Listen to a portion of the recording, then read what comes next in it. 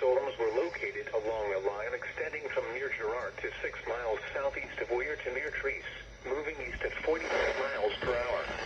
This includes 50 miles per hour wind gusts and quarter-size hail. This is a radar-indicated threat. The following impacts are expected. Hail damage to vehicles is expected. Expect considerable tree damage. Wind damage is also likely to mobile homes, roofs, include Johnson, Pittsburgh, Carthage, Webb City, Carl Junction, Limerick, Frontenac, Galena, Orinoco, Granby, Carterville, Duquesne, Sartexy, Dunmore, Jasper, Diamond, Golden City, Loma Linda, Airport Drive, Leewood. This includes the following highways. Interstate 44 between mile marker 0 and 32.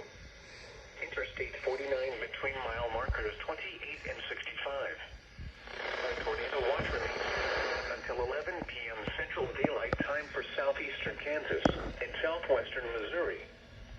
For your protection, move to an interior room on the lowest floor of a building. Repeating, a severe thunderstorm warning has been issued until 6:30 p.m. Central Daylight Time for the following county, Crawford, Kansas, and the following